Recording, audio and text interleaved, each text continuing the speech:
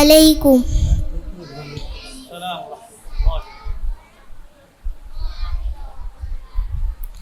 কালিমা তাইয়্যিবা লা ইলাহা ইল্লাল্লাহু মুহাম্মাদুর রাসূলুল্লাহ।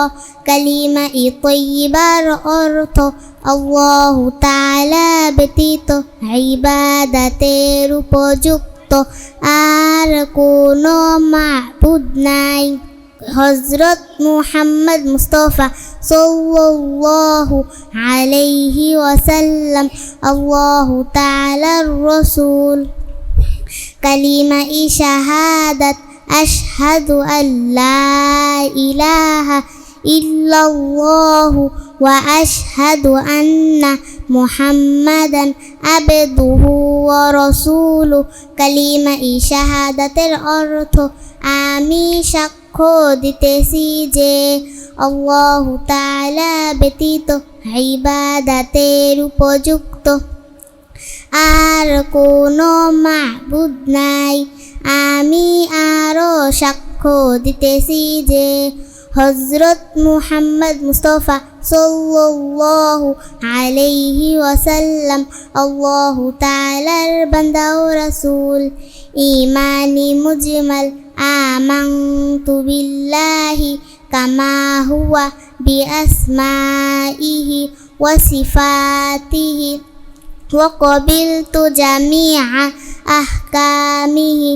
ঈমানি মুজমালের অর্থ আমি ঈমান আনিলাম সর্ববিধ নাম ও গুণ বিশিষ্ট আল্লাহু তাআলার উপর এবং তাহার সমস্ত হুকুম মানিয়া লইলাম।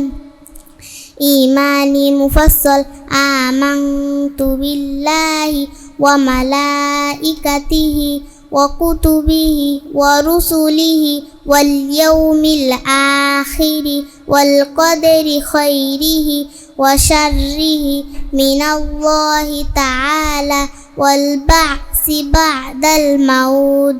ঈমানি মুফাসসালের অর্থ প্রথমে আমি ঈমান আনিলাম আল্লাহু তাআলার উপর, দ্বিতীয়তে ঈমান আনিলাম তাহার ফেরেশতাগণের উপর, তৃতীয়তে ঈমান আনিলাম তাহার কিতাব সমূহের উপর, চতুর্থে ঈমান আনিলাম তাহার রাসূলগণের উপর, পঞ্চমে ঈমান আনিলাম কিয়ামতের দিনের উপর, ষষ্ঠে ঈমান আনিলাম ভালো মন্দ তাকদীরের উপর, সপ্তমে ঈমান আনিলাম মৃত্যুর পর পুনরায় জীবিত হওয়ার উপর। আসসালামু আলাইকুম।